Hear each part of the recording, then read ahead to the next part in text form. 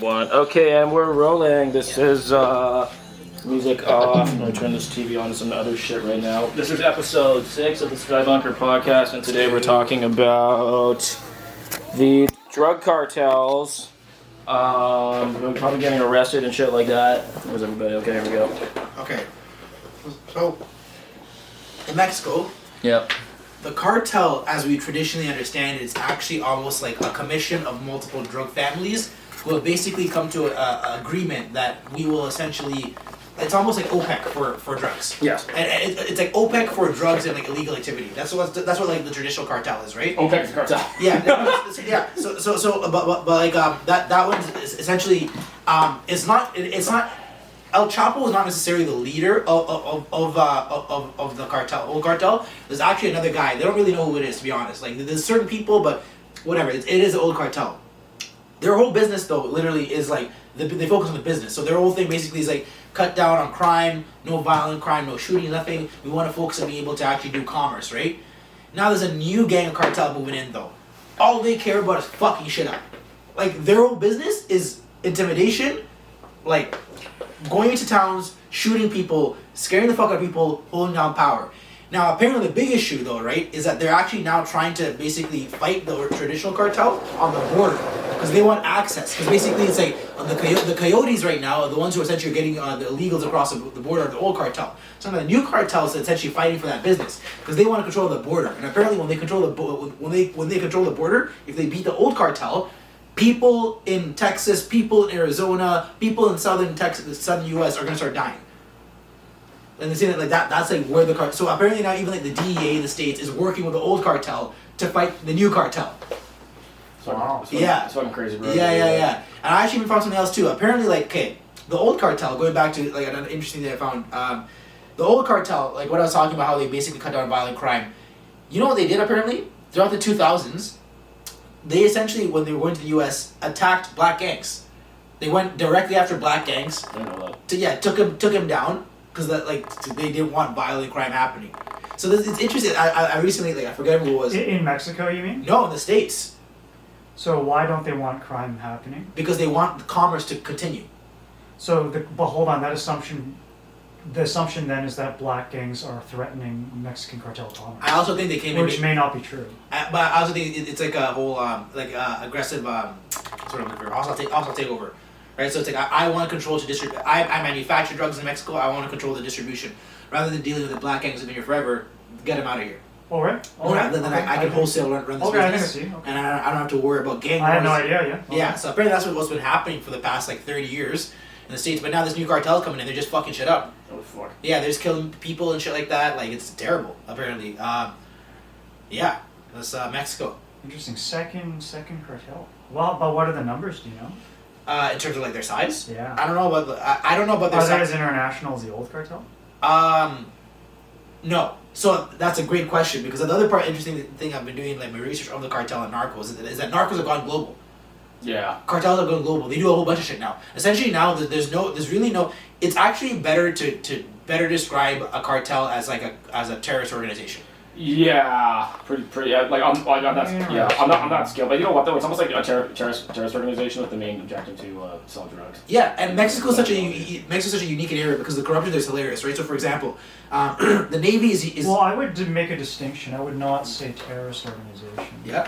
Because a lot of terrorist organizations want to support a certain political cause, more than just simply obtaining power for the sake of power. So in the history of terrorism, typically you want an insurgent group supporting a nationalist or ethnic program of some kind. Yeah. It's not clear to me that the cartels are interested per se in that. They just want significant control over particular transnational power structure. I can see that. I think what I was saying is like apparently there's a whole bunch of stories of like transactions that they've been having though with like terrorist cells and like other global entities. Yeah. I'm not saying there aren't terroristic elements. I would just personally reserve the term terrorist. Now you're a different kind of program. I mean, they can have elements of both. It sounds like they have elements of both. Yeah. But I'm kind of curious because I don't know much about the case of Mexico. Like, what is the overall agenda? Is it just to make money? Or is there kind of a deeper philosophy you think maybe going on? I think the original cartel at the end of the day was just to make money. Because even when I look back at like in Colombia, the Colombian cartel, and like Pablo Escobar, at the end of the day, Pablo Escobar was just a commodity exporter. Right, yeah, that's my impression. Yeah. That's like he literally just was a commodity exporter. That's how he ended up getting into politics down there because he had a commodity was high in demand. He was able to create a highly efficient supply chain. Was able to defeat a lot of defense systems to get to market. Like that's all. That's how I look at it. And even like even I guess like in the Mexican context, it's pretty much the same thing. Like they just want they want essentially like a monopoly on illicit businesses. Right, so whether that be illegal transfer of people, whether that be sale of narcotics, and actually the funny thing is that a lot of the cartels have actually gone to legal cannabis too. Oh, okay. But they do a lot of legal cannabis. It's really interesting to see like the like how they've evolved from being like the cartels you think of like traditional, you know, like almost like Breaking Bad cartels to like no, this is an international organization. Like real power. They have people. Their kids now obviously have been traditionally trained. Then people that work at fucking capital markets, man. You enter the portfolio managers. It's like the corruption is deep. Yeah. And then actually it's interesting because I was sort of talking about how I think people should watch what's happening in Mexico closely though, because the stories of the narcos and the cartels is more so a story of the government not facilitating the people well enough. And essentially, the private part of the market advancing and actually providing a better service to society, and because of that, essentially creating like a bifurcation.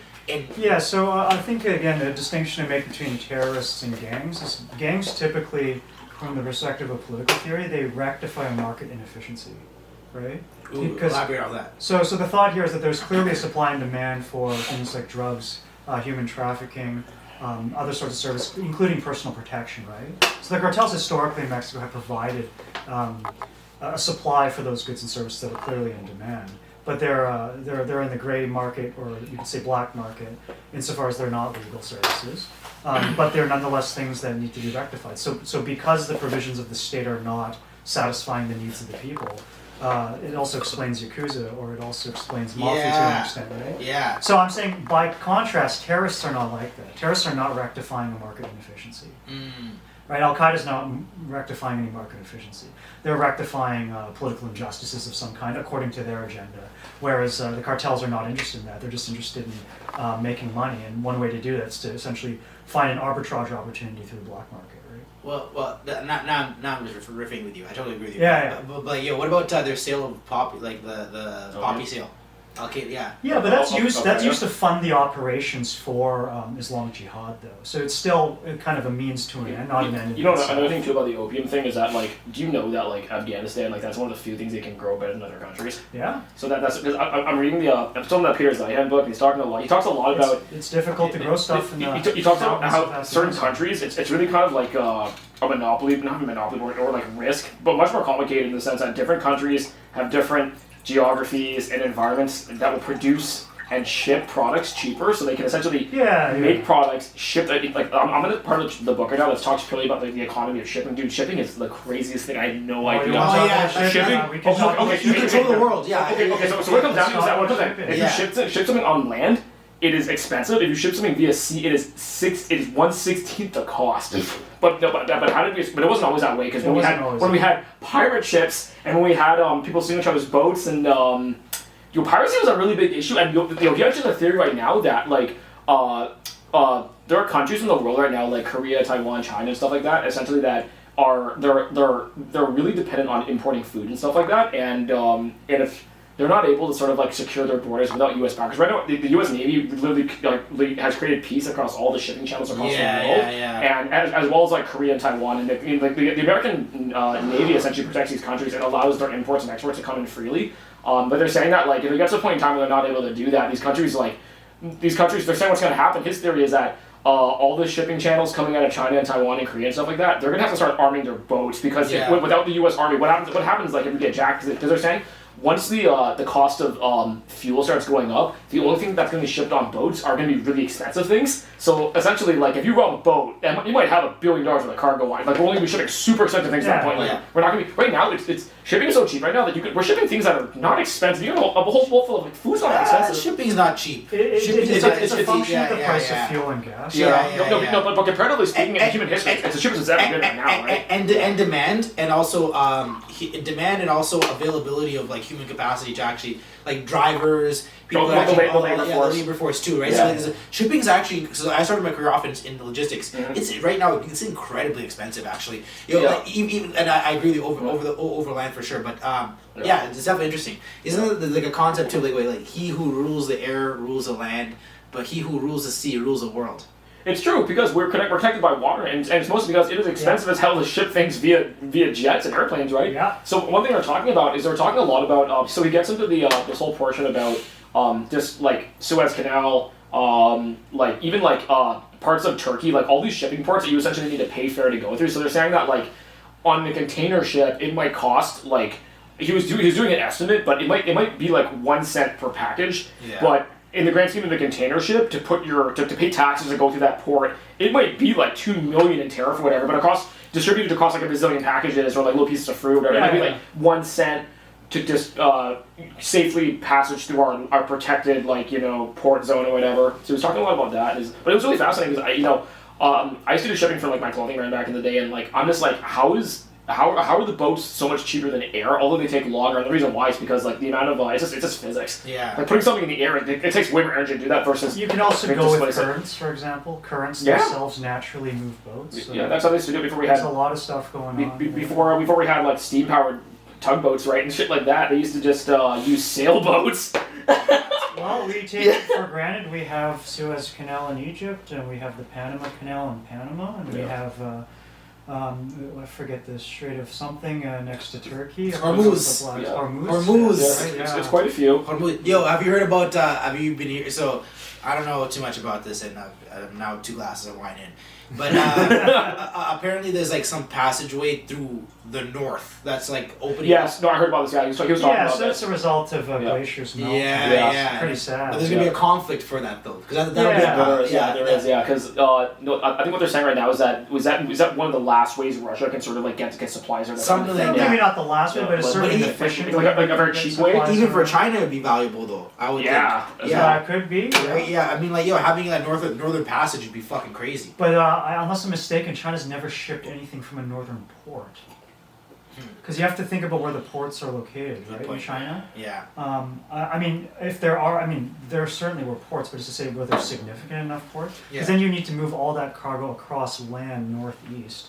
And then differently. I mean, this is why, if you think about it from a Canadian military perspective, Arctic sovereignty is a really important discussion right now. That sounds dope. Because you need to think about who is in control of the Arctic passageways when these polar ice caps start melting and also the glaciers start melting, when you construct a transatlantic seaway for shipping to go through, right? Yeah. Because right now you have a variety of stakeholders. Obviously, Denmark through Greenland, you have Norway, you have Sweden, you have portions of Finland, you got Russia, you got Canada, you got the US through Alaska, right? Yeah.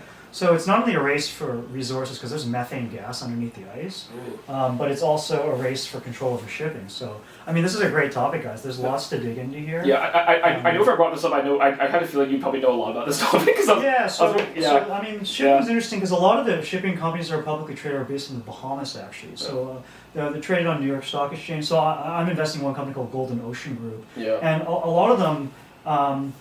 shipping companies used to be a lot more profitable like 10 odd years ago. So if you look at the stock price for a number of companies, Eco Shipping, that's what I'm saying right now. The prices I think have never been lower. Yeah, it's pretty low now, but they're also not as profitable as they used to be. If you look at the cost of the security or the share price of these companies, but yeah, I mean, it is interesting. Like we take it for granted.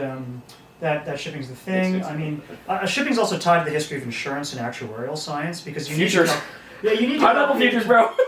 Sure. Yeah. Pineapple futures, bro. You need to calculate the probability of things like raids, right? So when the Dutch were expanding in the 1600s through colonialism, establishing trade routes to the Dutch East Indies, that's also development of things like modern statistical theory, right? Because you have to calculate the probability of a private attack happening. So yeah, you get insurance, you get actuarial science. It was the invention of futures, right? Because like when the product arrives, we're going to ship it for this price. But we need to fund the venture. We need to like no, I heard the Dutch East India Trading Co. was essentially the formation of why we needed to do shit like futures in general and stocks, because it's just like, okay, we need to pay for the boat to go down to pick up the supplies, and when it comes back we can sell it, but we need to fund the venture. So we need to front all the cash. So like and now we're like betting on like, what if futures now are like way more, like futures and derivatives now are probably way more abstract than that. Crazy. They're more abstract. But the first futures exchange was actually in Japan. Oh, I didn't know that. Yeah, so you're right that futures contracts did have precedent before, but they were, so to speak, OTC, over the counter. True. But in terms of a publicly traded marketplace for futures contracts, actually 1716 in Dojima, Japan. Oh, I didn't know that. Yeah, it's actually for rice futures. Yeah. This one we have Adrian on board, man. Adrian is Google, bro. Adrian is Google. So I had to read some of the stuff from my my PhD coursework. So it's fascinating because in Japan, you have to think about why is futures important. On the one hand, it's price stability, right? Because if you can lock in through a legal contract, fixing the forward delivery of some good or service at a fixed rate, then it allows people to also hedge against risk, right? On the one hand, from the person who's purchasing the contract, but also it allows more price stability. So you get less variance in the market price because people also know, because it's public information, that you can actually see that, okay, hey, people are trading rice at this value, so this is probably approximately how I should also sell rice for, right? Yeah. So we take it for granted. Like one of the great things about markets is that when they're public facing, I mean, you guys can even see this yourself on Craigslist, right? When you get an idea of the kind of spread of different prices for the same commodity, it also actually reduces the variance, right? Because as you get more liquidity for orders for that good or service, you're more likely to have a more liquid market also for that commodity. So it's not just liquidity, it's also price stability. So that's one of the advantages of capitalism in the kind of like 1600s onwards, that we have publicly traded things like this that actually allow for more transparency of price signals. And price signals themselves also reflect supply and demand, right? So Japanese economy, according to some historians, say, well, it actually helped them to develop more because they had a futures market for this. Yeah, so one thing they're talking about in the book, he's talking about how that, okay, like if global security is threatened, it essentially increases the cost. What is global security? Let's say security of the waterways. It actually increases the cost of all the products on the actual, like, and this, he said this will actually contribute to hyperinflation. So let's say, like, we're shipping products out of China, Korea, whatever, and the security of the waterways is worse. To the point where people are getting robbed and stuff like that. He's like, you might be buying a computer chips. It might be like 4x the price. Because he's like, right now we have like shortages due to like, we have like a microchip shortage due to labor, COVID, delaying like factory chip production, stuff like that. But he's just like, which would almost like promote more rating. Yeah, pretty much. And he's like, if it gets to the point in time where people are like, hey man, and he was saying that, when some of these countries get desperate, if they can just like steal a whole boat with a microchip or something like that, it'll jack the cost. He's just like, he was saying, you guys think it's crazy right now with COVID and stuff like that. He's like, imagine if like, we go back to the days when piracy is like a real thing. Piracy was actually not a long time. It was maybe 50 years of piracy. I can see. Piracy's gone on a long time. Well, no. In terms of like, we have modern piracy as well, but in terms of like the peak of the peak of British piracy, like Pirates of the Caribbean type shit. Like I heard it was very short, less than 50 years. That's not my understanding. My understanding is it's gone on for most of forever. The past 400 or 500 years. Holy shit! No. Even Chinese had boats. Yeah, no, that's true. I'm talking like Pirates of the Caribbean. Piracy too. Okay, no, I'm talking like British Pirates of the Caribbean. I know global piracy. That's happened since the beginning of. So how do I find like an entry level role into piracy? Stealing fucking cargo ships. You want to become a pirate? Is there a university in Somalia that I go to first, or like I don't know? I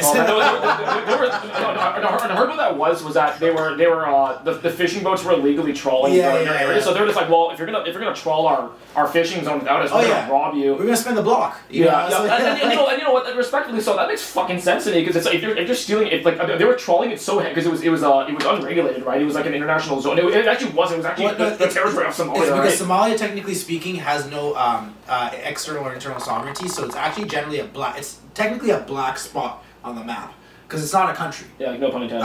Yeah. That's bad. That's so bad. That's a clip. That's a clip. No, we can't put that. But so basically it's like international entities can do whatever the fuck they want in Somalia because like they have no way to represent themselves. There's basically three warring parties in Somalia that are understood as representatives by the UN in there, right? But like outside of that, they're like basically the whole thing with Somalia is that like it's such a fucked up country. The bordering African countries don't even want to fuck with them. Like that's actually why Somalia has not really been in. But Yeah, and like for example in Kenya, they're constantly doing like terrorist attacks in the northern part of Kenya. So we're just sort of like, yo, you deal with your own shit. We don't want to fuck with you. You have that. But it's actually crazy because if you think about it, Somalia could be one of the most powerful countries in the world, considering their how much coastal land that they have on Africa and the access. So if Somalia was the mouth of Africa, they could fucking run like the world. If you think about it. I was watching some Economics Explained talking about why Namibia is like a poor country, and they're actually saying that like it's actually it's an enormous coastline. Yeah, it is. But what they're saying is that it's a beautiful. It's beautiful. And like another country I want to get into is actually did Economics Explained on Sri Lanka, and why Sri Lanka is they said Sri Lanka it's the 4th biggest gem producer in the entire world. Like in terms of resource richness, it's insane the amount of like I didn't know that. like diamonds, emeralds, like in terms they say it's incredibly resource rich. But they said that I can't remember like what exactly he said. But he said the development of the country was incredibly poor. He said it was they misallocated the labor and resource development of the country. They took on a ton of loans they couldn't pay back. And they essentially they said it was the government was just so corrupt and completely mismanaged. So it's actually a family government. That's why. That is like a royalty. Not royalty. Not just royalty. family run. It's a family run government for 30 years. It's a weird. We have to remember Sri Lanka was also civil war. Yeah. A very long time. It should be 1983, 2009. Good old Tamil Tigers. Tamil Tigers. Captain Prabhakaran was the guy. Yeah. Captain Prabhakaran. Yeah, they had Hindu suicide bombers. Wasn't that was it Paper Planes girl? Wasn't she like MIA? Yeah, wasn't she like yeah? I don't know if she was she's Sri Lanka. I don't know if she was. She was Sri Lankan. She was in her family. But I don't know if she was Tamil Tiger. Yeah. Like a lot of the Sri Lankan people who came to Toronto, I think 20 years ago, I think nearly all of them were refugees of some sort. sort. 100%. Yeah. It's just the history of refugees. Oh no, you don't fuck with Tamils, bro. I'll tell you that right now. No, you don't fuck with them. Yeah. It's one of the oldest languages. Yeah. Wow, I didn't know that. Yeah, it actually goes over 6,000 plus years. That's crazy. Yeah, like in terms of like language families, I think it's Tamil. Like it's considered I think it was like a language chart, and like I think Tamil was its own. Like, it's one of the older ones. It's interesting about Tamil Tigers because they were a very well developed freedom fighting terrorist group. They were so developed they had their own navy. They had their own air force. And then they had the so-called Black Tigers, which is the Suicide Squad. That's crazy, bro. And the Suicide Squad was very selective. They wouldn't let anyone do it.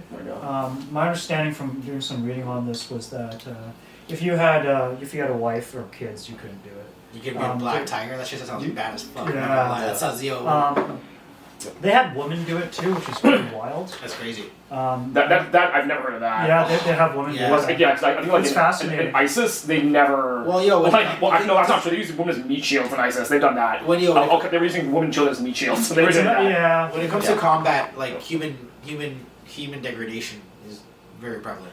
Yeah.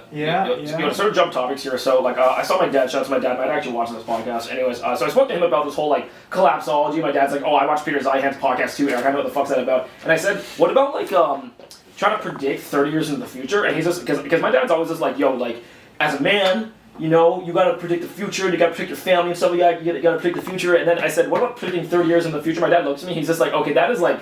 My dad's like, he was a management consultant. He was just like, dude, that is like impossible. Like, he's like, you can make predictions, but he's just like, but for anyone to actually make an accurate 30-year prediction, like we can make general predictions, but like, in terms of like specifics about, especially about your life, specific things about how many things like you can get cancer and die next year. He's just like, don't predict that far ahead. And the other thing he said to me too, because I said like, what about my kids going to Toronto and like housing this and that, and he's just like. It's what Tech Lead said on Google. He's a software engineer, and he said that in the future he really believes, he's like, cities have become too expensive, so what happens when cities become too expensive and everyone has remote work, small towns are just going to become more densely populated, and like the era of the megacity will probably kind of I don't think that's away. true. I actually don't think that's true. There's always value in living in cities, but if you have a remote job and you have a family, like it'll be like New York. New York is like, it's not really designed for families anymore, right? Not that I don't agree, but I have an alternative theory, and I'd be interested in hearing you guys when you talk about it. But I actually sort of feel like what's going to happen is that it's going to become extremely inefficient. I'll grab a cup of water. Sure. It's going to become extremely inefficient and very expensive for you to live in small towns. Inefficient to live in small towns? Because there's going to be a lot of efficiencies in being able to transport things to areas where there's a lot of people at the same time. And I think well, that's certainly true for northern Canada. Yeah, 100%. I think like it almost makes more sense to have megacities in Canada for sure than to have like small towns from a supply chain perspective. Yes and no. It depends on what you're trying to get. I mean, if you live in like Kelowna, British Columbia, it's not difficult. Have you been to Vancouver Island before? Many times. So I've had people tell me that like they tell me it's something that like you really have to. It's a beautiful place. So is it like you've been to like Lynn Valley Park in Vancouver? Yeah. Okay, so is it like that? but like an island, or is it like even more intense than that? Is it more mountainous? It's not say more intense. No, there's some parts. We have to remember how large Vancouver Island is. It's fucking huge. How big is it? Oh, dude, it's okay.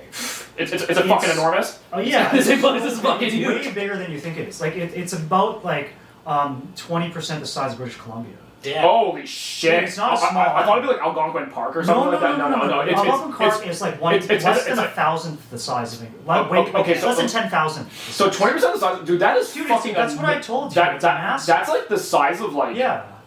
Maybe the entire, bigger than the GTA. It's bigger than Nova Scotia. Holy shit! Okay, I think so. Is it mountainous? Is it like? There are mountains. I forget what it's called. So I saw Lynn Valley Park in Vancouver. So okay, so it gives you an idea. I mean, the boreal forest, the rainforest, the moss on trees, and then they also have these enormous like the cliffs and the rocks and the sand swimming through it. It was just this enormous. It was the boreal West Coast forest, like North Pacific type vibe. Like the whole island is like that. There's stuff like this. You see a lot of stuff like this. Yeah, really nice. No, because there are some people who live on Vancouver Island, which sounds fucking pretty magical. I know. Right? No. There's way more people than you think. There's about 1 million people. There's 1 million people living there. Something in that. It's like maybe 500 to 600,000. How much is? I want to go fucking live there instead. That sounds great. Shout out to Bronwyn Joy. That's the. And I heard you can surf there. Because if you're because Eric, you could do it because you're a solo entrepreneur. I'm a remote worker. Yeah, you could. Dude, it's really beautiful there. You just don't get the amenities of urban cities.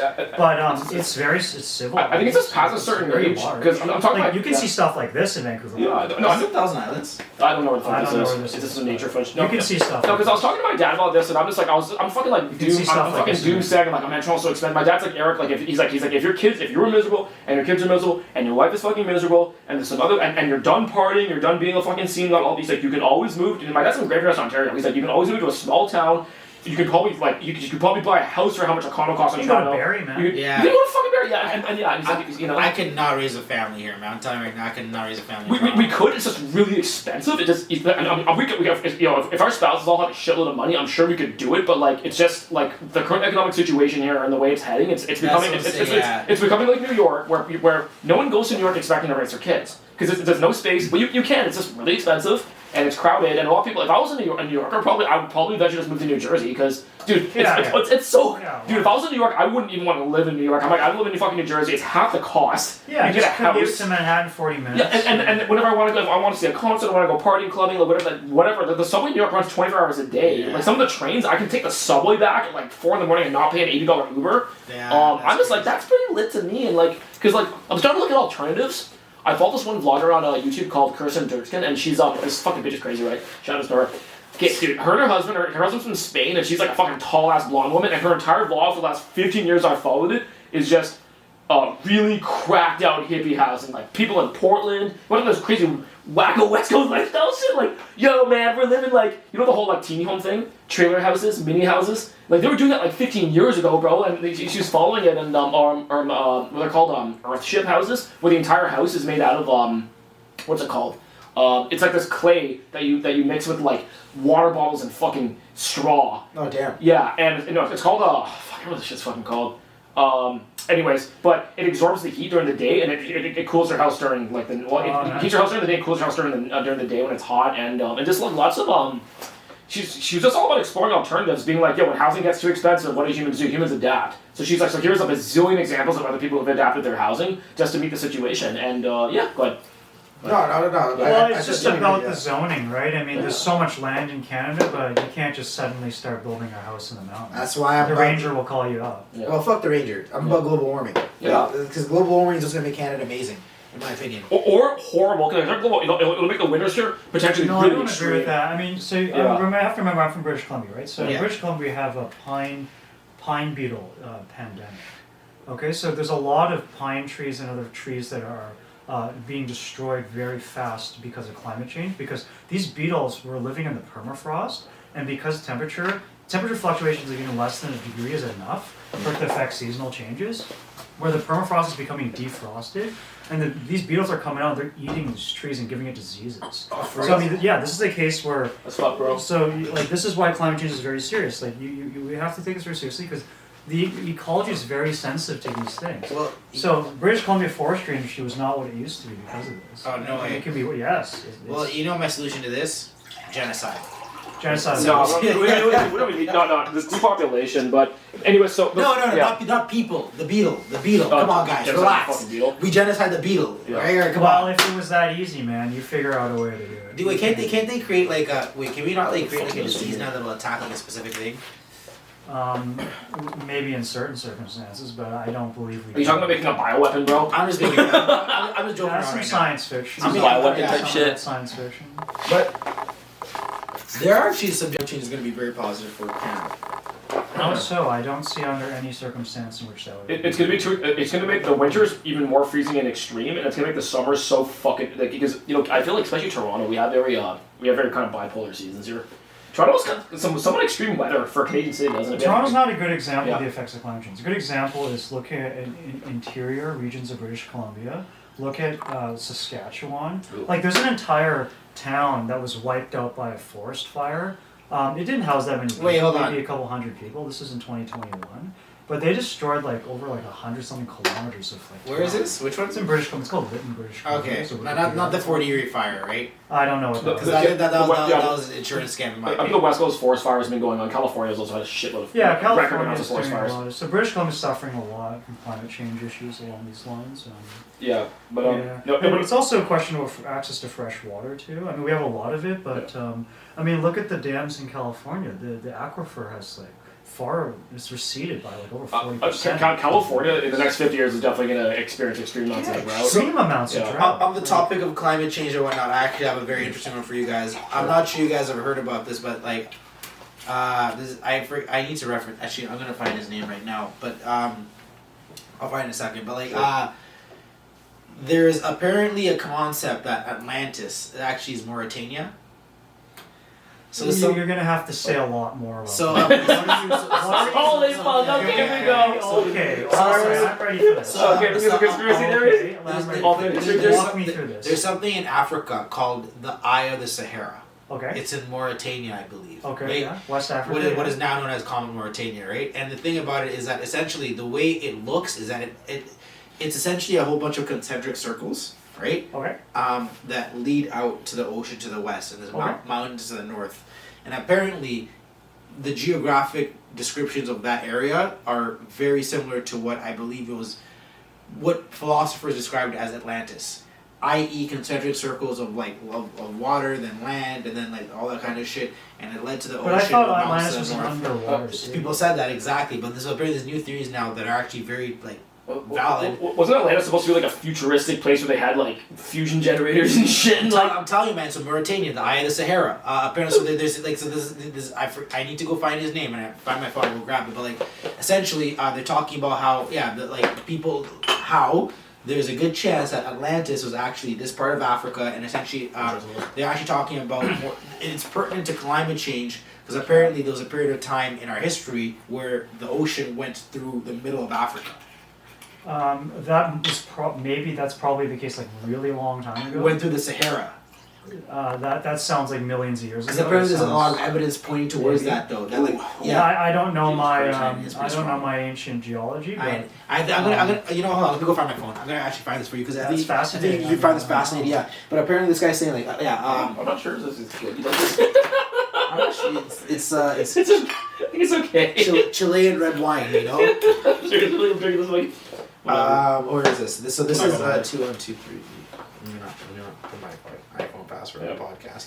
well, Mauritania is a sad place. It's Oh, currently right now it's the worst for sure. they have only decriminalized slavery. I think it was 1960. No, it's still going That on now. is fucking crazy. It's still in Mauritania right now. It's still going on. Like, That- Well, de Yeah, facto, horrible. that's not what I said. I said decriminalize. I'm not saying it's not happening. I'm just saying that legally. I got such a you bad can argument. legally have slavery. I got such a bad argument with my friend about like the like there's more slaves in the modern day than there were back in like 100 years ago or whatever, and we got into a really bad argument about that because I said you need to define slave Yeah, you need to define because he said slave is someone who essentially is like working for no money who's disenfranchised. I said, dude, that's like I could define like a quarter of China's population as slaves. I said my definition of slave is like humanitarian level slave, like like African American level slave like 400 years ago, where it's like I'm gonna like your property, I'm gonna like breed your children and then I own your children. Like we do not have that in the modern day. Like that's over. Free market for slaves. Jimmy Corset. Yeah, like that's he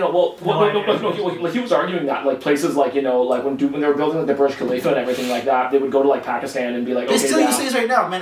Yeah. Well, they define slaves, but like in terms of like economic slaves, yeah, that's fucking slavery. They take your passport away, make you work for bullshit money. I call it. Yeah, I will give you a story, bro. I will give you a story of modern slavery. I fucking have a cousin in Kenya that literally got caught in one of these fucking Dubai slavery fucking schemes. Yeah. We had to fucking go find and get him from fucking Dubai. Yeah. Because that's the shit no one talks about. These motherfuckers go to places like Kenya, trick motherfuckers, take their passports, and put them in slavery. That's just happening to this day. Right? So, like, it's definitely happening, bro. But yeah, like, that's actually legitimately happens. That happened well, like Qatar World Cup Stadium is mostly built on. There was this bar, I think, over 10,000. on like Otto's Berlin Donner, like at the top of the street, they wouldn't host the Qatar World Cup specifically because like they were just like we're like LGBTQ supporters and like and because of homophobia, because of homophobia and also because of the amount of slaves. Yeah, fair enough. They said we will not play the World Cup on our TVs, and I was like, damn. But at the same time too, though, like. That did happen. Apparently, if you go to Qatar and you're bugging with another guy, they say don't even say that's like they say don't even like go with other guys. Don't go 2 men in one bedroom because if they think you're gay, they'll fucking arrest you and like put you in jail. Like it's crazy there apparently. So they just said no homo every time you say that. What's crazy? No, Qatar worked their ass off to win the bid. Like like most of these places, they're putting all this money to win the bid, and then they win the bid, but at the same time, it's not like it's not a progressive place.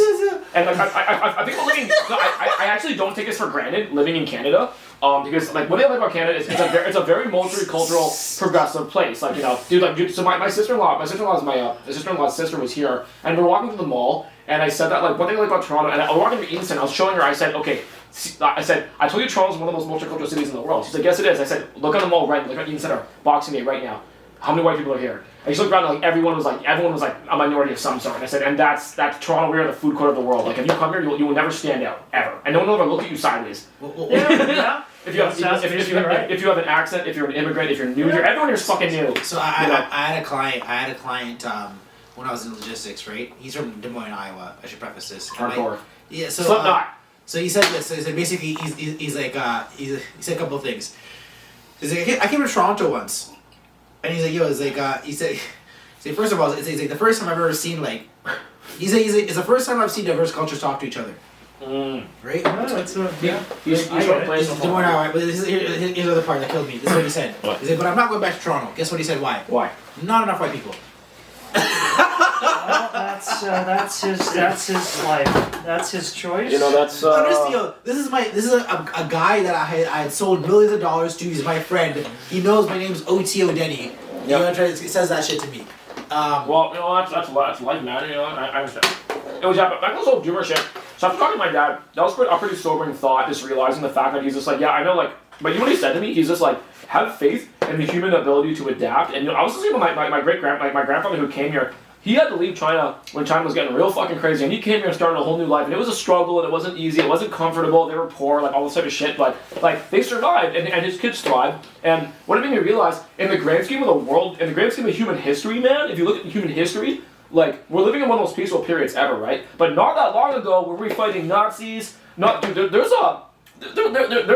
war happening right now in Ukraine with Nazis technically right now. Sure, there's some like accused like anti-Semitism and shit like that. No, but my dad was saying to me, he's just like have faith in the human ability to adapt and make changes. And he's just and he said to me, he's like, you need to be more flexible and like kind of like maybe like your view of the world. He's just like, even Toronto, he says like, do you really think you're gonna be here for 300-400 years? And he's like, Toronto's a great place maybe, like, but he's just like, if you look at like the human history, most cities. Dude, I think like Rome was only 500. The Roman Empire was only 500 years long. You know the crazy thing about Rome? You know this whole thing. All roads lead to Rome. Do you know how many fucking roads actually? How poor quality the roads were, and like and how awful the technology was to build roads back in those days. Because right now we have robots building roads pretty much. We have asphalt. We have amazing systems. Dude, all the roads that led to Rome combined are like the size of Long Island. That's hilarious. It's really not that big. And the reason why is because they had shit technology. Like right now, it's like, dude, people talk about automation. We have robots building fucking roads. Have you seen the things that make the roads with? Like the heat, We have the giant toaster and toast the asphalt. We have asphalt. We have asphalt's made from petroleum. We ship that fucking shit in from Russia right now. It's like it's cheap. It's pretty We wild. have robots. It's So amazing. I hear you, Yeah. but my concern is we also have newer problems that we didn't have in the past. No, I'm not denying that. Yeah, I'm not denying that. I also think that if you look at the infrastructure for nuclear weapons in the U.S., the infrastructure, a lot of it's over 50 years old. So, but they have the most amount. They have 11,000 nukes. well, crazy. this is exactly my point, which is that Well, all it 11,000 takes is for a malfunction and we're over. So for me, I don't really buy this argument that we'll innovate our way out of these issues because there's a lot of intrinsically human issues. Yeah, there's also just mistakes. There's just straight up mistakes. I don't think we can innovate our way out of it, but I think what he was we saying. can make it better. We can make some. We can extend ourselves for a bit. But Yeah. I'm fairly pessimistic about it. I don't know. Collapse always going down. Maybe after 200 years, they're probably dead. I think the life would be pretty bad. I'm a huge advocate of this new youngest dryas theory, being pushed by Graham Hancock and all these guys. I'm not, bro. That's such a conspiracy theory to me, bro. That sounds like So what are you talking about? So basically, I do not believe in this. it's the idea, for lack of a better term, it's that humans have been here for a lot longer than we think. We've actually have been advanced societies, but literally there's been 5 times in history where we've been wiped out. But what's the evidence? That We do not have There's evidence. There's evidence. There's evidence. We need overwhelming overwhelming scientific evidence. Yeah. You need So, to give me okay, an example. listen, What are you talking about? I'm a sales jock and I'm high as fuck right now and drunk. I'm not the best person to say Lifestyle. this conversation. But yeah, the thing is I think if you look into Graham Hancock's Graham Hancock is not considered a respected scholar. yeah, but because everyone he has an alternative theory right now, and I think no one's interested basically in respecting that. That's what Well, it doesn't mean that we should. I mean, you can have an alternative theory. It needs to be plausible. It needs to be. But there There needs to be evidence. I think it'd be hard There's to a lot of alternative theories, but they You wanna have try some of evidence. No, but I think he is looking. He is looking at evidence. You want to try Wait, some? what's his background? I'm not a tricep, but Greg Hancock, he's been banned from Egypt. You know that, right? Like he's been banned from Egypt. Well, maybe he did Please something sponsor us, wrong. Woodford. No, he can't go back anymore. But basically, he's saying everything against what the Egyptologists are saying, right? So it's like here's my thing. I'm not trying to say Grant Hancock is 100% right. You know what I'm trying to say? But I'm saying it's interesting that he has a new theory, and we should entertain it at the very least. Should we? Why? Sure, not. If he's not, what's his background? What's his credentials? Okay, well I have to look into Grant. Well, it's important to look at credentials. Smooth. It's important to look at what evidence Vanilla. because there's a lot of people looking to people like stories, people like provocative things, but a lot of those things are false. Smart people like A lot of conspiracies. those things are not because supported. they're intellectually No, I'll hear you out. I'm just saying, Let me slow down. I had an issue with standardized academia when I was in history class. When I learned about Francesco Pizarro. Okay, I don't Who's know who that is. Yeah. So it's either Francesco or Francesco, but Pizarro was his last name. That's all that matters. Yeah. This is one of the guys who basically was a colonizer. Well, that's not that. He's a conquistador. Okay. He came to, I believe it was either the Mayans or the Incans, right? He had something I believe it was 200 men and 100 horses. Okay. He said he killed 25 million Incans or Mayans. It's a massive Okay, number. that's in history. I don't That is in history. You go to university, you go to a history course, they teach you that. Francisco Pizarro's bullshit shit talking that he came back and said that's history now. He lied about killing 20. You don't kill fucking 25 million people with 200 people and 100 horses. Yeah, sure. I don't know. I don't know if this is as standardized history as you think it is. I mean, it might be the education you received. 100%. In reality, what I'm trying to say here, though, is that this is okay. Rig up your mind.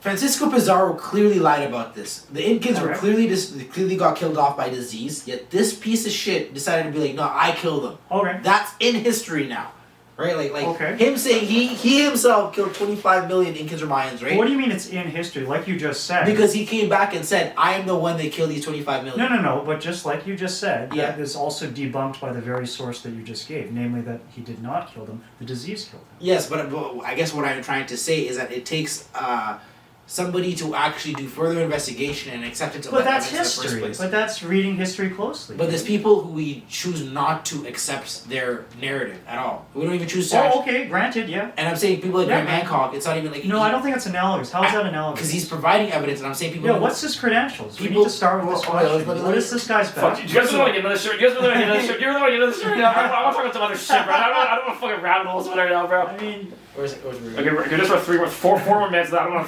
to rabbit hole this topic, bro. I'm not spending 40 minutes on this topic. because, look, I mean, these are important questions to ask, right? There's a lot of people who try to do their own sleuthing. I'm going to give you an example. David Ray Griffin is the most prominent 9/11 conspiracy theorist.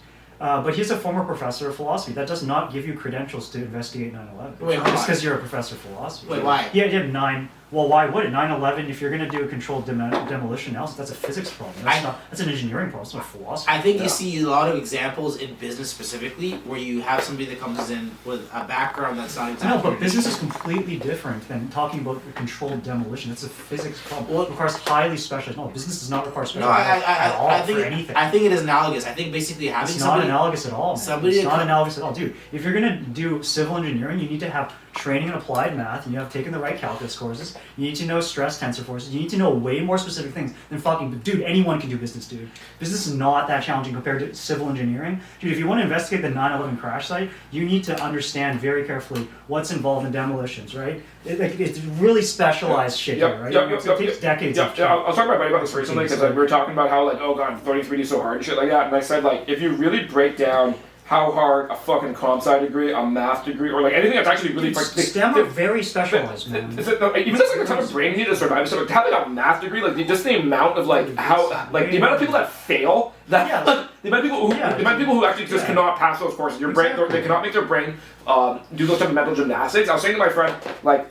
It made me realize, like, yeah, this is like, even at the highest levels of doing like my job doing in 3, it's not really that fucking hard. Like, if you locked me in for 6 months and put a fucking pistol in my head and said you need to fucking master this software, considering there's no real programming, and even programming like at the height, it's fucking really like programming can get really abstract. Of course they can. Of It course they can. can get like. Because you can talk about the running time of a code, right? Because, I mean, that's a big problem when you have tens of thousands of lines of code. You want to make efficient code, right? But to make efficient code is about the runtime of the code, so-called computational complexity of the code, right? So, I mean, it takes a good programmer to know that one way to code the same thing, you can do it in a more efficient way. That actually saves CPU, it saves RAM, yeah. saves electricity, I right? was talking about Sam about learning to code C, and he was saying that when you learn to code C C, is quite challenging. he says the reason why it's hard is because you're actually like. He's like, you get to a certain level with the computer It's where... borderline machine level. Yeah, no, that's what he says. He says he gets to a level with the pretty computer close to the machine level. where you realize that you're actually programming the computer to do almost like sort of like electronic, computational, exactly. moving Yeah. electrons around. And he says when he gets on that level, he's like, it's like doing fucking physics or something. Yeah, and he says, kinda. it's not like programming, coding no goddamn piece of shit website. Python's so easy It's compared not to fucking C. JavaScript. So when I realized that, I was looking at my job and I'm like, this is like, I don't go back to fucking David Goggins. Well, it's just but- an apples and oranges, right? I mean, clearly that takes creative talent what you're doing. It takes level of precision and analytical It's one of those things skill where to like, see. people say it's hard, but it's actually not that hard. Like people are just like, oh my god, this is like the hardest thing ever. And I said, honestly, dude, like this is like there are so many. I could write a list of things that are harder than this, not from a technical standpoint.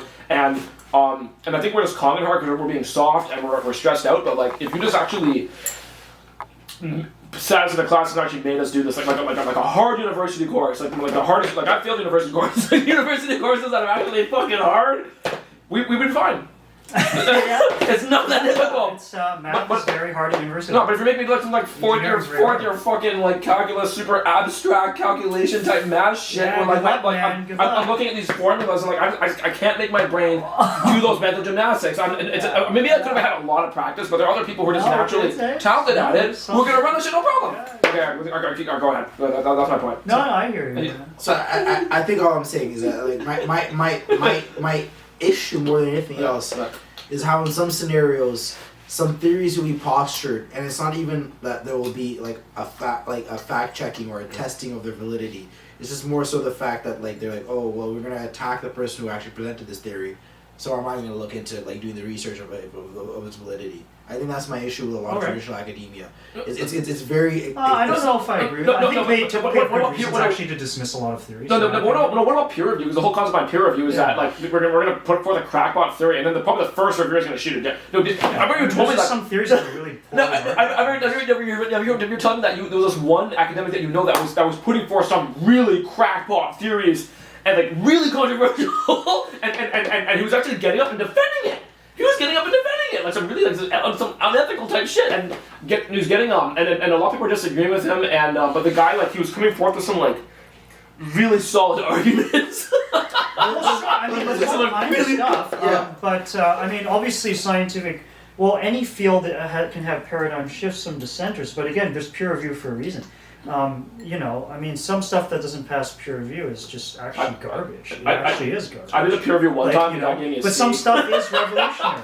You know, I mean, I can go through all these examples if you want. I mean, for like even the advent of quantum mechanics, I mean that upends Newtonian mechanics, requires key experiments, black body radiation. Stern-Gerlach experiment with shooting electrons from silver atom. Right, I mean, yeah, that was considered revolutionary. Einstein's revolutionary. That was initially considered a little bit of a fringe, but he was still using arguments that were convincing through the data sets that other people also agreed on. So why was Einstein's like fringe argument? Like why were it wasn't that fringe because he was building off the work of James Clerk Maxwell, building off the work of Lorentz, building off the work of a lot of people before him. And again, because he made a particular prediction that was confirmed after the theory was published. A good example is during a solar eclipse, light actually bends around the fucking Earth. Or right around the moon, sorry. So, you know, and again, like if you think about the coordination of time on a clock, UTC time, right? You need to take into account relativity. Why? Because when you have a satellite that's out of Earth's gravitational field sufficiently far away, time's actually slower. And in order to make the prediction that time is slower, that's a non-Newtonian prediction. That's a relativistic prediction. And Einstein correctly predicted that as early as like 1917, right? So that's what I'm saying. Like, when it comes to scientific theory change, it's like they're still using relatively accepted methods of the period, and they're also using stuff that you can intersubjectively verify. You can go check this out yourself. Like, you can, you know, if we don't believe in relativity, well, we're not going to be able to calculate the time on our phones correctly, right? So I'm saying, like, you know, archaeology, lots of interesting stuff in archaeology. There's stuff that can upend and revise archaeology. Obviously, these are growing sciences, but there are a lot of crackpot theories because these people didn't have the right training. Some of these arguments can actually be easily shot down in some cases by experts. And I totally agree with you, and actually, you're the smartest person I have in my life. I'm going to give you an example of where I think academia feels, and I think it's sure, all right. I'm not going to say academia. It's not because it's not perfect. I agree with you. That's the point. I think the Eye of the Sahara in Mauritania, right, is one of these spots, and I think it's because the person who was essentially, from what I understand, the Sahara is the least studied place in the world. Because it's inhospitable. I actually don't know. I don't know. Maybe. For example, did you know this is a thing? Like, did you know this is a thing? What? Yeah, but that's not necessarily surprising. That could be formed from wind, for example. What? No, that's. You know what's funny? Absolutely. You know what's funny? Absolutely. You know what's funny? That's not. You know what's funny, Adrian? That was the standing theory, but there's evidence against that. This has to be water. This has to be like because essentially, the interesting about the Eye of the Sahara, and I actually want to if I can show visuals on the actual podcast itself too. Yeah. I think this is the best one. This is a better version of it to explain it. Like you can actually see. Well, I mean, this doesn't explain anything. You can see the picture. No, but you can see the water corrosion going through the Sahara. Like that's a canyon. That's a canyon through the Sahara. But erosion can happen to create canyons. Check that out. So the whole idea is that apparently it was either Plato or Socrates was talking about that Atlantis essentially is a land with concentric circles. Plato and Socrates never went to Mauritania.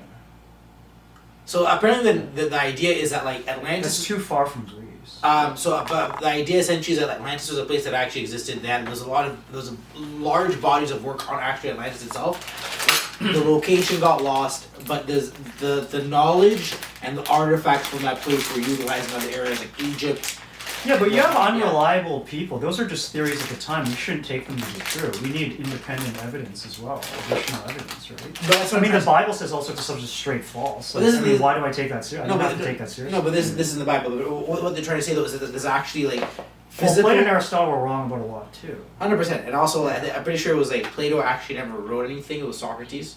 Whoa, fuck! I don't know. No, you meant the other way around. So you meant Socrates did not write Yeah, sorry, it was Plato. That's yeah, correct. Is Yeah, that Socrates never read it? Yeah, that's correct. Socrates was like a That's correct. Was this student That's Plato? correct. Socrates was OD. No, other way. So Socrates was OT. Everyone hated him. He was a homeless bum. No, Everyone I know about socks.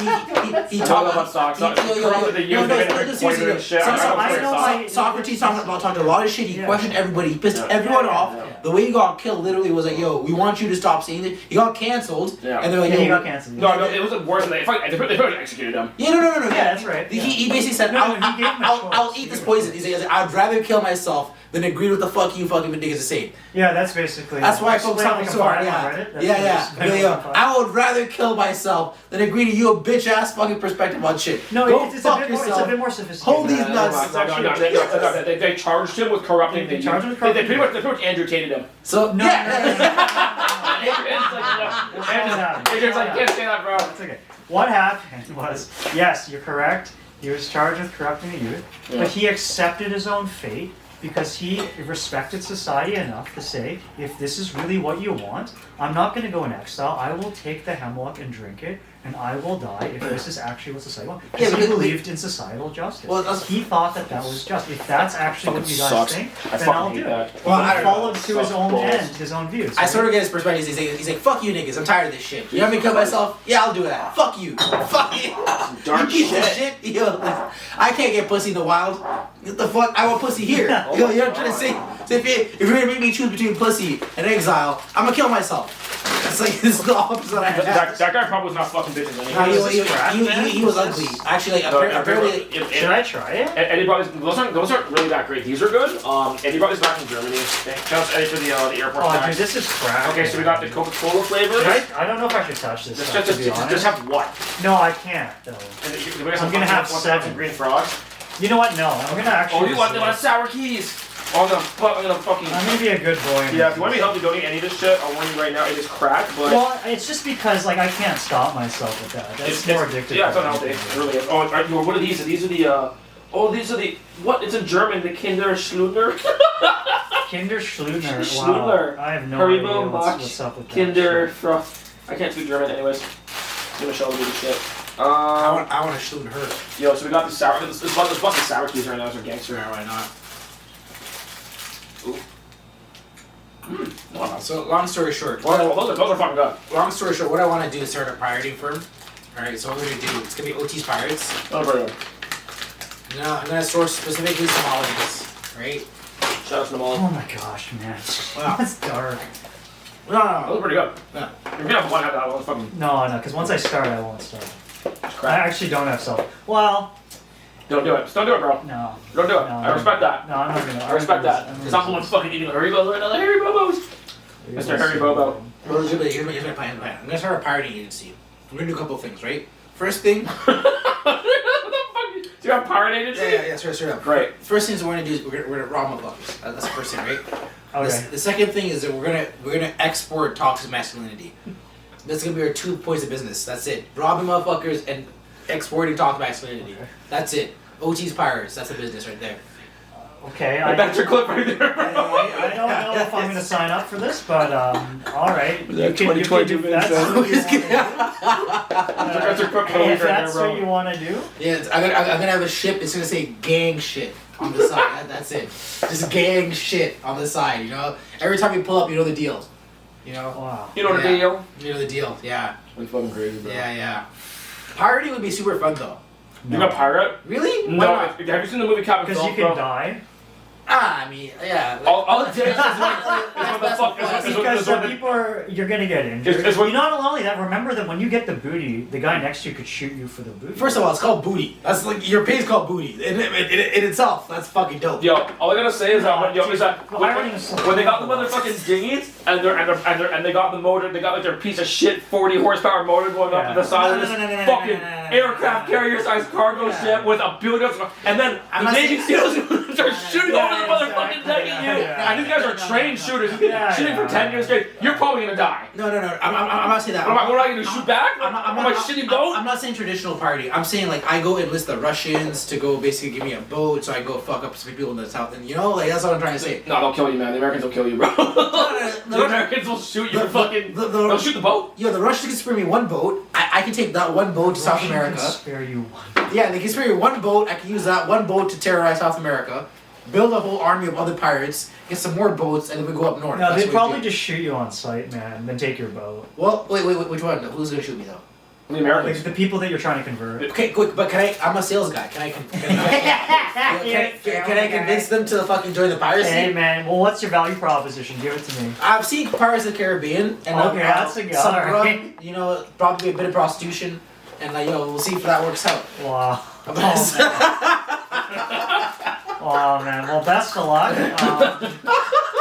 When you lose your left hand in the first battle, don't say I didn't. But that's when I get like a sick, like metal one. You know what I'm trying to say, like a bionic arm. Oh, good luck jerking off at that. Good luck that shot in Pirates of the Caribbean where instead of you're like 100 meters under water and you're looking up and all you see is the sunlight and like two boats shooting at each other and this bodies like drowning in the fucking water and like that boat's on fire and you see the bullets being sprayed through and you're just like, I'm just drowning in salt water. And there's like sharks coming to eat you. That's the worst. It's one of those moments, bro.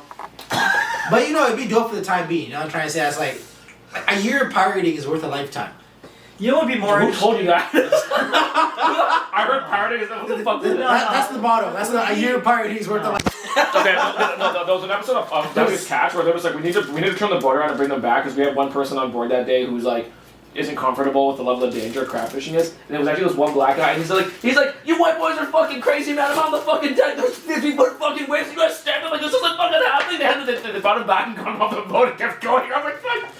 I will say this: as a black guy, we don't do Okay, I'll say this. That's an extreme sport, really dangerous type shit. White men have courage that I've never seen before. The shit that they get involved in is crazy. It is, and I think we're watching the fucking skateboarders and the snowboarders and everything. I think there's something about like this kind of like white extreme sport culture that other cultures are not really into. Or a good example is like American skateboarding, how dangerous American skateboarding is. Like we're gonna do like a 50 fucking stair rail, and like if you fuck that up, you're gonna break your teeth. They're not wearing any protective gear at all, no helmets, no mouth guard. And then the Japanese skateboarders are like, man, like they look at that, they're like, I don't even want, I'm not willing to die to like learn to become that good. I don't give a fuck, like, you know. You don't know why everybody else just gets way too much pussy to be concerned about that.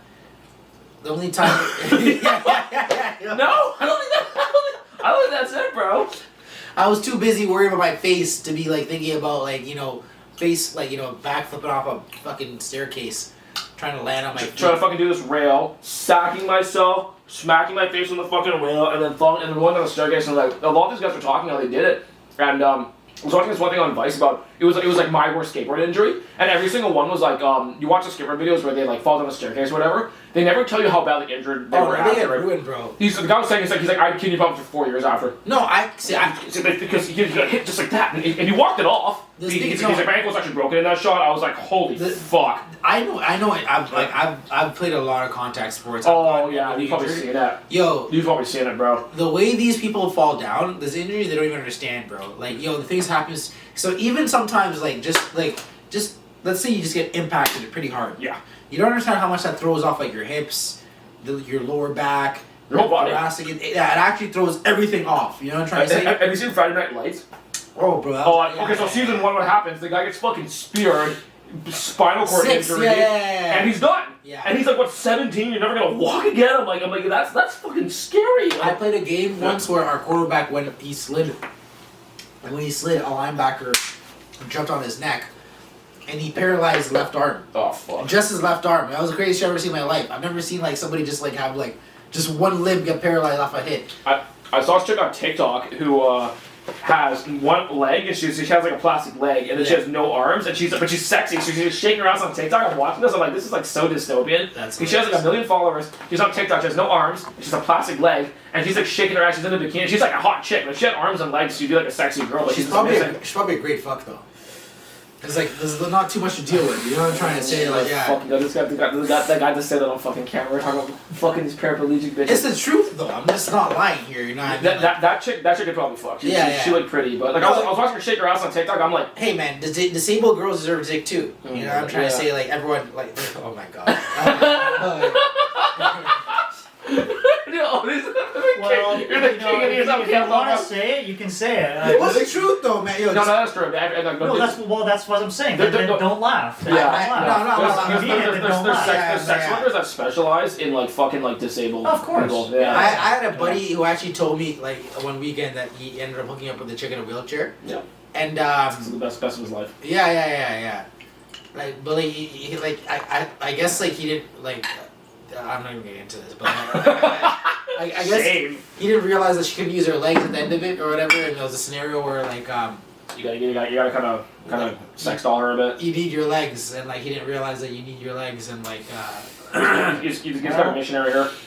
Yeah, but anyhow, yeah, you know, if you're paraplegic and you want dick, OT's your guy. Oh. I'm joking. This is a joke. That was a joke. That was completely a joke. I'm not here like. No, you can say that. I don't say whatever you want. That's not on PC. Just own it on That's not on PC. If that's what you want to say. But if she's pretty enough, I'll probably slash it. You know what I mean? No, okay, that was too much. Do I try some orange bitters in your water? Yeah.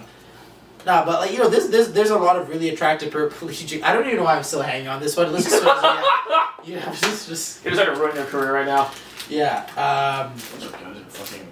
Because they're just so small. It's like so small. It's like such a small piece of meat. Yeah. It's like You know what I'm a huge fan of though? Short women. Most guys like short women because like, you know, it makes you feel masculine, or easier to protect.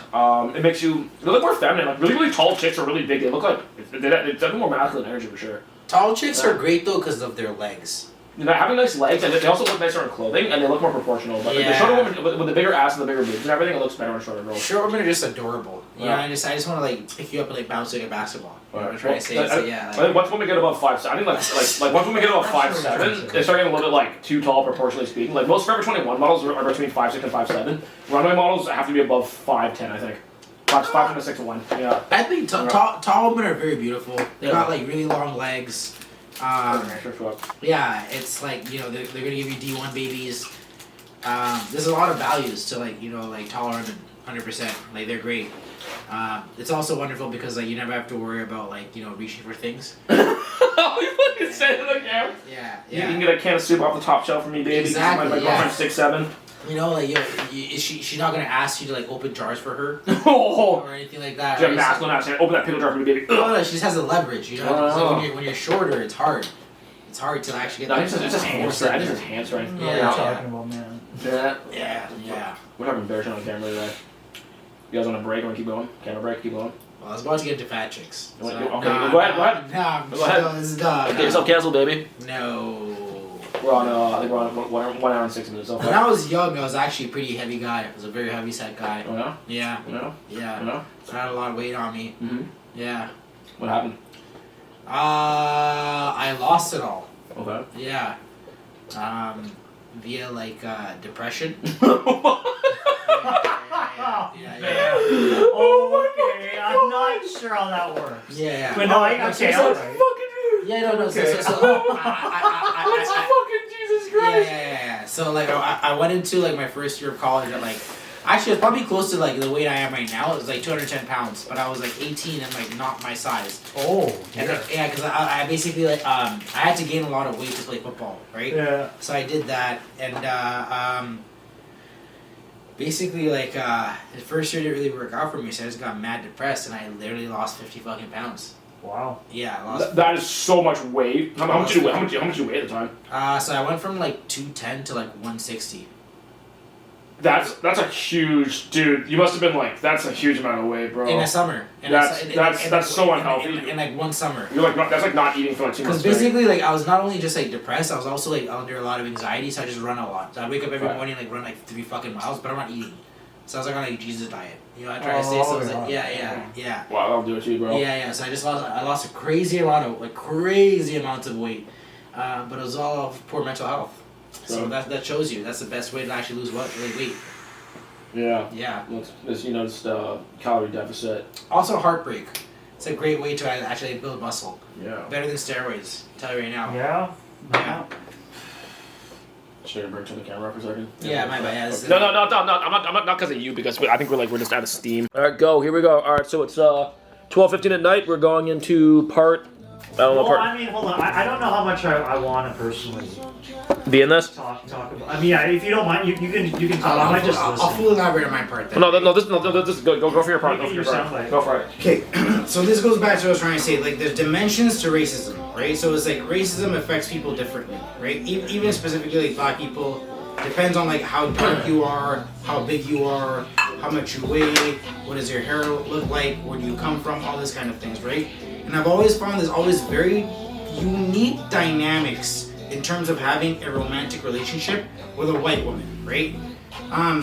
And like mostly because I've realized that's almost one of the most like fetishized and like tabooized relationships, in my opinion, in like sexual. And maybe I'm incorrect. I'm saying like No, I agree. It definitely is. There's a history of this. yeah, in the Amerocentric lens. Yes. So there's always a thing I personally find, right? Like being an adult man now, when I speak to a white woman in public, Yeah. right? Sure. Because there's a lot of dynamics that are present there Yeah. that even if I'm not aware of and she's not aware of, that are happening around us. Oh. Because there's never a scenario where a white woman and a black man are talking to each other, right? And they're not being observed. And just my opinion. Yep. So I find it creates like a lot of unique dynamics because like you have to like operate a certain way in like public. I find it also like creates like a level of pressure in terms of like the type of relationship you have. It also makes me like wonder about like the question of like the level of like genuine like relationship you have between the two of you because like there's so much observation happening in the relationship. But like yeah, it's like There's definitely a thing with these like white girls who like want to date black guys because it's like trendy or like But I want to say that though, man. but it's also If you're a black guy and you're getting booty off that, you really complaining? You really complaining because date some of these girls? Like, if they're dating you because it's cool, like are guys? That's a benefit.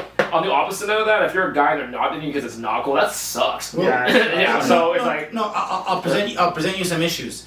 I've been in a lot of scenarios where there's some scenarios where I've realized like some white women don't differentiate between black men.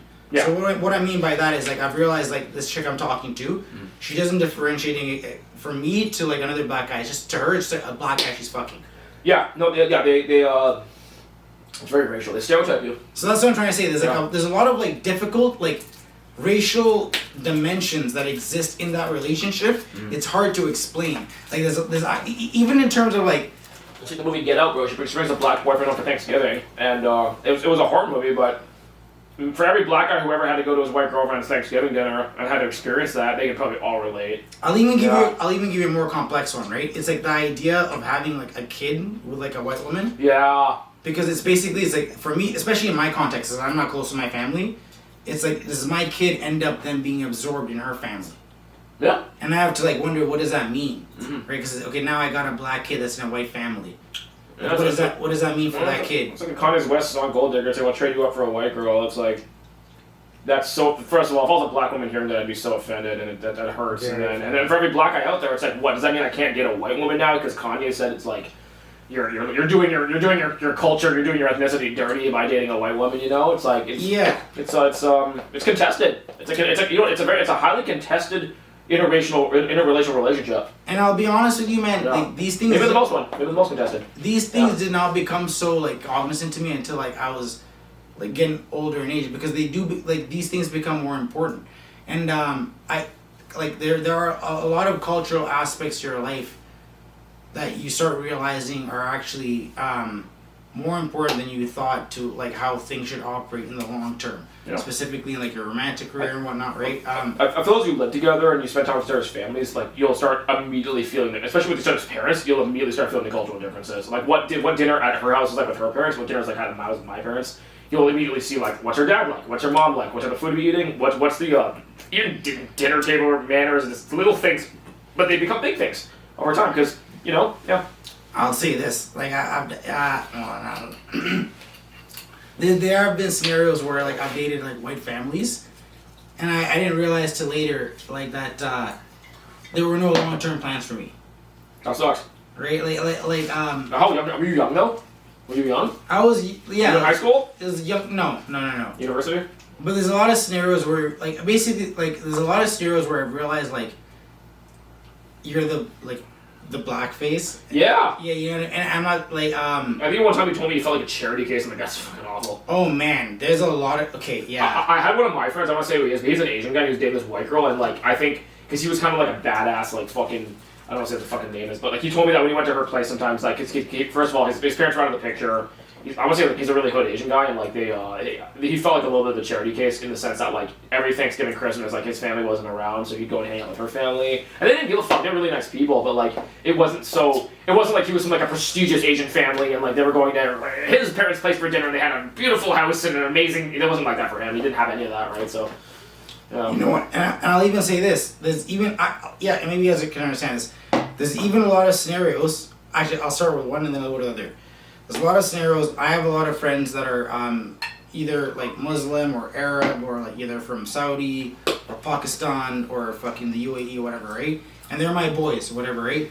But the second I start talking to like a girl that's from Jordan or whatever, there's a problem. You know what I'm trying to say? Right? Like, why is there a problem? Because they don't want me talking to her. You know what I mean? Oh, sorry, you mean in the presence of the guy. No. That's what I'm trying to say. That's what I'm trying to say. Let me reiterate that. I have a lot of friends that, like, from the Middle East, from everywhere in the world, right? But let's say specifically, I'm going to start with the Middle East first. The second I start talking to a Middle Eastern girl, in a romantic context, it's a problem. For who? The girl or the guys? The guys. That's what I'm saying. Yeah. Okay. Yeah, like, are these guys also? Do you feel like you're frightened of their culture? Are they being territorial as a religion thing? It's just always a concept of like not wanting a black guy to fuck one of your girls. You know what? That exists, dude. Like, I feel like white guys have that shit too. Like, every ethnicity. Every ethnicity has that. I think white guys have it too. Asian guys have that. But you can just do it. It's turf. It's turf. It's almost like a tribal thing. It's like stop trying to fuck our bitches, bro. It's like a tribal thing. But it's a thing that like you're cognizant of. Meanwhile, there's a background of like multiculturalism and like diversity. Yeah, we have like the veil of multiculturalism, but there's also this like the dating NIMBYism, which is like, okay, I'm all for multiculturalism, but I don't want you fucking my woman. That's what I'm trying to say. dating NIMBYism. And I'll be honest, man. I'm not trying to say this is one-sided. I always look at like black women that date white guys a certain way. I'll be honest with you. Like, so why do you do that? Because I actually don't do that. I don't even think about these things. I do because like it's just to me it. Because then you're being hypocritical. No. I am being hypocritical. Well then stop. That's actually why. Like, just embrace it. When I went to Asia and all these like white guys were dating Asian girls, getting all the fucking pussy and everything, I was just like. And then I had one girl date me because like I'm Chinese, but like I'm from Canada, and she's like, "Oh, you speak English? That's really cool." And I started realizing, dude, I'm like benefiting off this system too. So how can I? This other guy's he's from Montreal, he's French Canadian, he's getting all the pussy. I'm just like, how can I say that like you're not using your password to get pussy in the same way that I'm using? I have the same password as you, dog. So it's kind of just like how we're both. When we're all out here getting ass, no one's complaining, and then the guys who are complaining the most. Yo, fuck these like guys who are getting all the fuck all these white guys who are getting all the pussy. It's like it's because they're not getting laid, bro. It's like. And most of those guys were complaining about that. It's, you know, like if you want to get a hold of like when I start getting more black people theory, it's not about the white guy being like white. It's actually about him just being a good-looking guy. Period. And this guy not. It's not the fact that you're fucking Asian. It's the fact that you're not really a good-looking Asian guy, and you don't have confidence. And these white guys are coming in.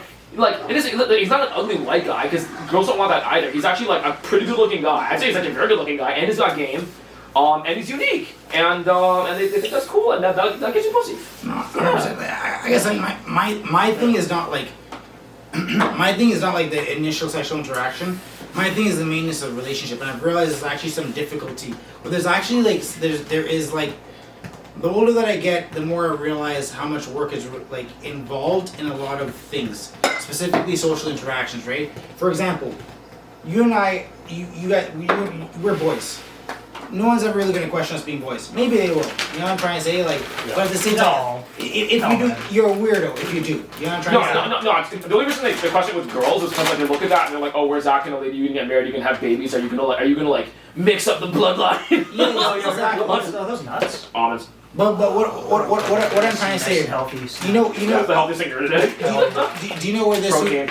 You know where this would be a questionable relationship as to like why it's happening? Not even as to like in a bad way, but it's like let's say you guys are both Asian bitches, right? It's like people be like, why is OT hanging out with two Asian bitches?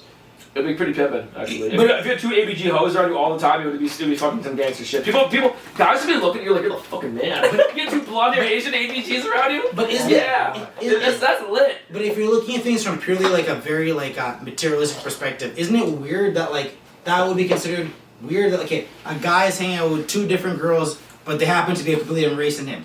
The fact that like that's considered, even like if that was content, that's pimping. That would even be considered content. Like, oh, this one black guy's hanging with two Asian chicks. That's it would be no, because there's more of a cultural distance there. That's why. It's just like in what situation were these guys like? How did you guys meet? Like it raises questions. Yeah, why? That's what I'm trying to ask. Why? If I was an Asian guy and I had two black guys hanging with me all the time, people asking questions too. It's because visually we look very different. It's like how do you guys meet each other? It raises questions, not necessarily in a racist way, but like. It just looks unusual and looks out of place. No, because if I was an Asian guy, and I'd like even like I've dated some black women. If I'm an Asian guy with a bunch of black girls around me all the time, it's like who's this guy? You know what I'm saying? Like if you saw me and you met me, like I know this Asian dude. He hangs out with all these sexy black girls. Innocuous, right? That's Eric's point. It can sometimes be innocuous. It's just like okay, it's just interesting. It's unusual.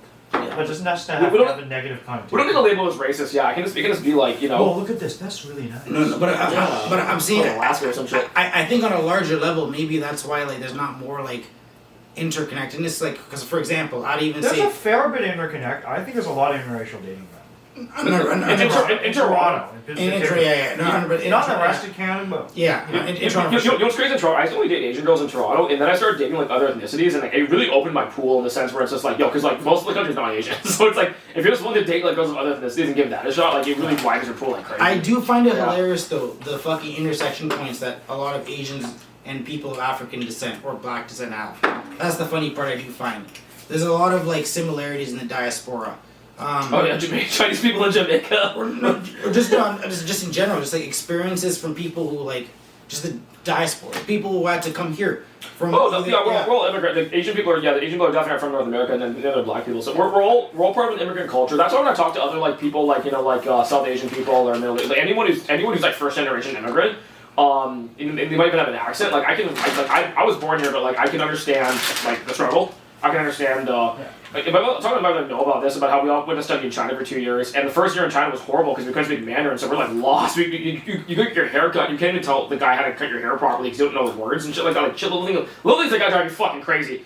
Anyways, so Noah said like it made us appreciate like I guess like maybe our grandfather coming to Canada because Noah's like for the first time in our lives we understood what it was like to be an immigrant and go to a country where you don't know the language and then struggle with the language and learning like from Chinese to English is like it's one of the hardest gaps to learn because there's no similarities at all. So it's like and it's just struggle that your whole life and then you start understanding like why are there grannies here who like live in Canada for 50 years and English is terrible. And there's a couple of things retraining really opportunities to learn. And then just like defaulting on the lowest common denominator, which is just like to stay in your ethnic ghetto and never learn the language and don't really integrate. But like it's so hard to integrate because you're 80 years old. Right, go ahead. But you know what I actually really do expect. You know what, guys? I'm actually gonna go. I woke up at 8 o'clock. Yeah, if you need to go to bed, it's all good. I'm gonna run home. If I don't have enough energy to do that. Yeah, run home. Around here, I'm gonna run home. I ran home last night. Look at this guy, this Kenyan fucking Asian. There we go.